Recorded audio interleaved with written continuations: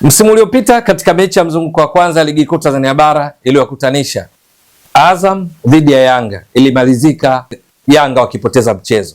Ndio, Azam walishinda kwa bao 1-0 katika mechi ambayo Yanga walimaliza pungufu baada ya beki wao Ibra Baka kutolewa kwa kadi nyekundu akihukumiwa kwamba alizuia nafasi ya wazi ya kufunga. Ndio, Dokso. Lakini katika mechi ya mzunguko wa pili Yanga wakacharuka wakaifunga Azam kwa mabao 2-1. Kwa lugha nyingine, kwa msimu uliopita Yanga na Azam kila mmoja alimfunga mwenzake. Matokeo ya jumla yalikuwa ni 2-2 kwa sababu Yanga walishinda 2-1, Azam walishinda 1-0. Kila mmoja alipata pointi 3 kwa mwenzake. Mwisho wa msimu ni Yanga ndio walioibuka kidedea zaidi kwenye msimu kwa sababu walimaliza wakiwa mabingwa kwa mara ya 4 mfululizo katika ligi kuu Tanzania bara, wakiweka rekodi ya kufunga mabao mengi zaidi tangu ligi kuu Tanzania bara ianzishwe mwaka 1996-97 kutoka kuitwa ligi daraja la kwanza, kwa sababu Yanga walimaliza wakiwa na mabao 83 huku wakiwa wameruhusu mabao 10. Mabao haya yalikuwa mengi kuliko idadi ya point ambazo zilikuwa 82. Ufanisi wa Yanga ukawa 91%, wakatoa ubingwa kwa kishindo. Lakini ni timu mbili tu ambazo ziligawana pointi na Yanga katika mechi zote mbili za msimu uliopita wa ligi kuu Tanzania bara. Ni hao Azam ambao kila mmoja alimfunga mwenzake, lakini pia Tabora United hivi sasa ikiitwa TRA nayo ilianza kwa kuifunga Yanga kwenye mzunguko wa kwanza kwenye uwanja wa Chamazi Complex. Yanga ikiwa nyumbani ilifungwa 3-1. Mechi ya marudiano mkoani Tabora kwenye uwanja wa Ali Hassan Mwinyi, Yanga walilipiza kisasi kwa kushinda 3-0. Matokeo ya jumla katika mechi mbili, Yanga ilifunga mabao 4, Tabora mabao 3, lakini kila moja ilipata pointi 3 kwa mwenzake. Timu nyingine iliyoambulia walau pointi kwa Yanga ukiondoa Azam na Tabora United ilikuwa ni JKT Tanzania, ambayo mechi ya kwanza ilifungwa 2-0, mechi ya pili suluhu kwenye uwanja wa Meja Jenerali Samuyo Mbweni jijini Dar es Salaam. Timu nyingine zote zilizocheza dhidi ya Yanga msimu uliopita zilifungwa nyumbani na ugenini, yani mechi zote mbili walipoteza. Sasa Azam ambao walionyesha ushindani mkubwa dhidi ya Yanga walipokutana msimu uliopita ndio wanakwenda kucheza dhidi ya Yanga. Ni katika mechi ambayo Azam watahitaji kila hali kuhakikisha wanaipunguza kasi Yanga kwa kushinda mchezo huu na sio sare.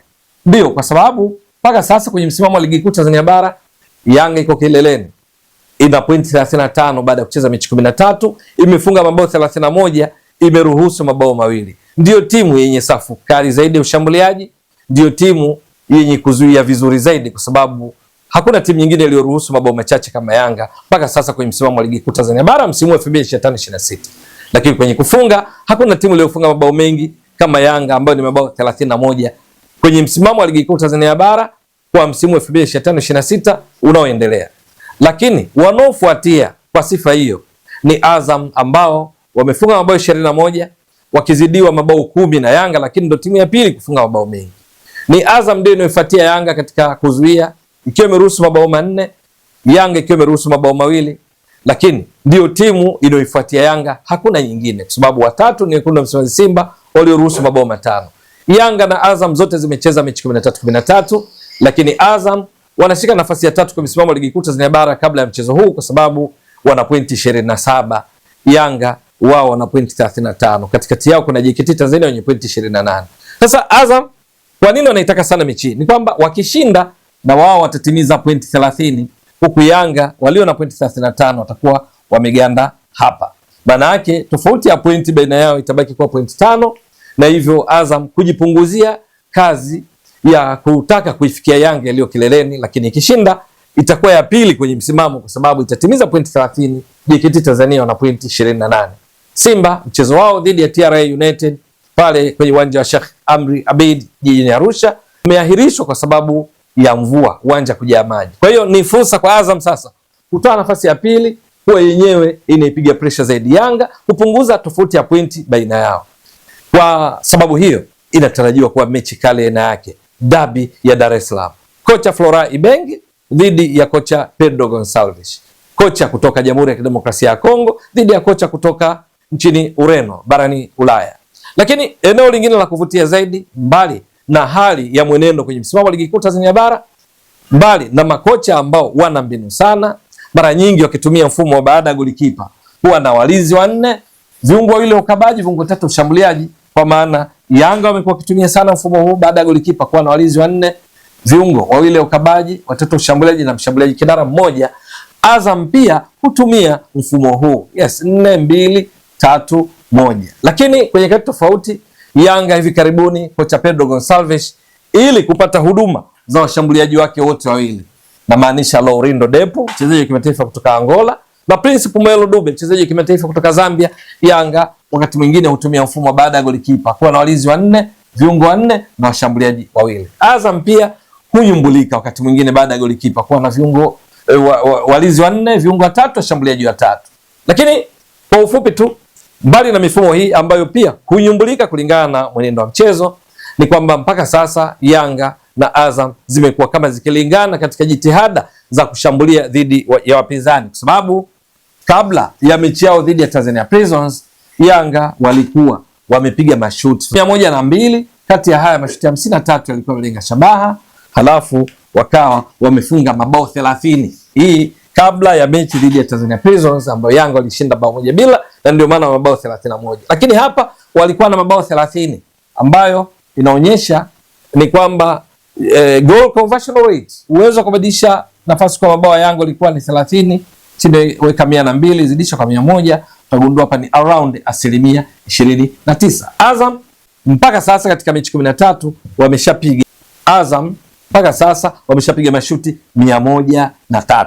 Kati ya haya mashuti 44 yamelenga shabaha, halafu wamefunga mabao 21. Lakini Azam wamepigiwa mashuti 17 yaliyolenga shabaha, Yanga wamepigiwa mashuti 13 yaliyolenga shabaha, ambapo wapinzani wamepata mabao mawili. Sasa kuruhusu mabao mawili, maana yake Yanga kwa mechi 13 walizocheza, tunazungumzia dakika 1170. Sasa kuruhusu mabao mawili, wanaruhusu bao kwa lugha nyingine kila baada ya dakika 585. Lakini kwa Azam wao pia wamecheza mechi 13, wameruhusu mabao manne, maana wamefunga mabao 21, wameruhusu manne.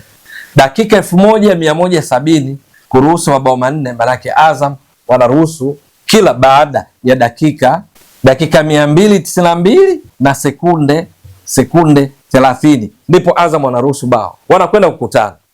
Kiufupi, kuna beto kadhaa ndani ya uwanja. Moja wapo ni kwa wale washambuliaji. Mabeki wa kila timu kwa maana Yanga na Azam wana kazi ya ziada kupambana na washambuliaji wa wapinzani wao, kwa sababu wamekuwa na kiwango kizuri cha upachikaji mabao. Kwa mfano, ndani ya Azam mpaka sasa wao kuna wachezaji wawili wana nafasi kubwa zaidi katika kuinufaisha Azam katika upachikaji mabao kwenye mechi 13 walizocheza. Hapa tunazungumzia kiungo wa kimataifa wa Tanzania Faisal Salum Feitoto, ambaye amecheza mechi 12, tayari ameshafunga mabao 6, ameshatoa assist 5, kachangia mabao 11. Idi Nado mpaka sasa kwenye mabao ameshafunga mabao 5, ametoa assist 1, amechangia mabao 6. Kwa hiyo wachezaji hao wawili wamechangia mabao 17 kati ya mabao 21 waliofunga Azam, ambao ukiweka katika asilimia hapa unagundua ni around 81% ya mabao yote ya Azam yanahusisha hawa. Idi Nado anashambulia kutoka upande wa pembeni kama kiungo ushambuliaji. Faisal Salum Feitoto hucheza nyuma ya mshambuliaji kinara. Mshambuliaji kinara ni nani? Anaweza kuwa Nasoro Sadon, anaweza kuwa Jephte Kitambala Bola, anaweza kuwa Ja Kamanga Ngita, mchezaji kutoka Jamhuri ya Kidemokrasia ya Kongo ambaye Azam wamemsajili wakati wa dirisha dogo. Kwa hiyo mchango wa wachezaji wawili tu ni 81%. Sereri Zidane yeye amefunga mabao mawili, ana assist 1. Jephte Kitambala Bola ana mabao mawili. Wote hao wanao uwezo wa kutumia nafasi na kupatikana na kufunga. Nasoro Saduni kafunga bao 1. Sasa walinzi wa Yanga, Ibrahim, tunazungumzia Bakari Nondo Mwamnyeto, Frank Yasin na mabeki wao wa pembeni, fullbacks Mohamed Hussein Shabalala, Shadrack Isaka Boka, Kibwana Shomari, Kwasi Atula yao, Israel Patrick Mwenda, na viungo wao wanaoshughulika katika ukabaji, Mohamed Damaro Kamara, lakini kina Duke Abuya, Mudathia Yabas, wana kazi ya ziada kukabiliana na washambuliaji hawa wa Azam, na hasa kiungo Faisal Salum Feitoto ambaye hucheza nyuma ya mshambuliaji kinara, mzuri sana katika kucheza mipira ya pili na kuiweka wavuni baada ya mabeki wa upinzani hupambana na washambuliaji wao vinara. Hapa wanapopambana na Jephte Kitambala Bora au Jean Ngita au Nasoro Saaduni, yeye anakuja anatumia hiyo mipira ya pili, lakini pia ni mtoaji mzuri wa pasi za mabao, ndio maana amechangia assist 5 na kuwa ndiye kinara wa kutoa assist nyingi ndani ya Azam. Lakini Idi Nado hushambulia kutokea pembeni, anaingia ndani, upiga mashuti, ni mzuri, lakini pia kwenye mipira ya kutenga. Kwa Yanga, mabeki wa Azam nazungumzia kina Yoro Diaby, Fuentes Mendoza, mabeki wa pembeni, nahodha Lusajo Mwaikenda, lakini Pascal Msindo, viungo wao akina Himidi Mao, akina Sadio Kanuti, akina James Akaminko, wana kazi ya ziada kupambana na washambuliaji wa Yanga, na hasa mchezaji wa kimataifa kutoka Zimbabwe Dube, ambaye mpaka sasa ameshaifungia Yanga mabao 6, ameshatoa assist 1, amechangia mabao 7. Lakini kuna Depu ambaye amesajiliwa wakati wa dirisha dogo la usajili ndani ya Yanga akitokea kule nchini Poland katika klabu ya Radomia Radom. Ameshacheza mechi 6.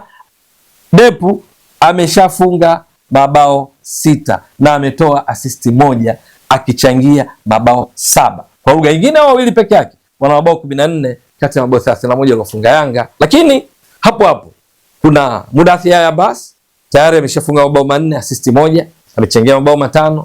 Maxim Pia Nzengeli, ukichanganya assist na mabao aliyofunga, amechangia 5. Duke Abuya amefunga bao 1, assist 4, amechangia mabao 5. Peodo Pacome Zouzoua ameshafunga mabao 3, assist 2, amechangia mabao 5. Wanachojivunia Yanga ni kwamba wachezaji wao kutoka eneo la kati la uwanja kwenda kushambulia kule juu mpaka na washambuliaji wao vinara hufunga maeneo yote. Haya mabao yamegawanyika kwa mtawanyiko, kushoto, kulia, katikati. Je, itakuwa vipi katika mchezo huu ambao mvuto wake unatokana na historia, kile walichokifanya msimu uliopita, kila mmoja akimfunga mwenzake? Mvuto wake unatokana na msimamo, mwenendo kwenye msimamo wa ligi kuu Tanzania bara, ambapo Azam wakishinda wanaenda kuwa nyuma ya Yanga kwa kuwa nafasi ya pili. Yanga wakishinda wanazidi kuongeza wigo kati yao na wanaofuatia, kwa sababu wakitimiza pointi 38 watakuwa wameiacha JKT Tanzania pointi 10, watakuwa wameiacha Azam na Simba pointi 11 maana zenyewe zina pointi 27. Mvuto upo pia kwa wachezaji moja moja kama nilivyotoka kueleza, kwa sababu katika nchi zote mbili wamekuwa wakipachika mabao vizuri, lakini pia kwenye ulinzi ndio timu zenye mfumo mzuri wa kuzuia. Ile defensive organization ya Yanga na Azam superb mpaka kufikia sasa katika ligi kuu Tanzania bara, ambapo wamecheza mechi 13. Lakini kwenye eneo la nidhamu kizama zaidi ni kwamba Yanga mpaka sasa baada ya kucheza mechi 13 wameshacheza faulo 125 na kuwa timu ya pili kwa nidhamu bora. Ndio, kwa sababu wenye nidhamu bora ni wale wenye faulo chache. Simba, watani wa jadi wa Yanga, ndio wanaongoza kucheza faulo chache na hivyo wanakuwa na nidhamu zaidi kwa sababu wamecheza faulo 115. Lakini Yanga wanashika nafasi ya pili kwa sababu wamecheza faulo 125. Azam wao wanashika nafasi ya 8. Azam katika eneo hili nafasi ya 8 katika timu zinazocheza faulo nyingi, ndicho ninachomaanisha. Wakati Yanga hapo, turekebishe kidogo, badala nafasi ya pili tuseme ni nafasi ya 15 kwa kucheza faulo nyingi, kwa sababu walio mkiani kwenye kucheza faulo nyingi ni Simba waliocheza faulo 115. Yanga wanashika nafasi ya 15 kwa kucheza faulo 125. Lakini Azam wanashika nafasi ya 8 kwa kucheza faulo nyingi wakiwa wamecheza faulo 197. Wanachapa haswa katika kuhakikisha pale ambapo unataka kufanya mashambulizi ya kushtukiza, faulo za kimbinu pia hufanyika ili kulinusuru lango lao, na ndio maana wao wana faulo nyingi hizi. Lakini pia hata kwenye idadi ya kadi za njano, Yanga mpaka sasa ndio timu yenye kadi chache zaidi za njano.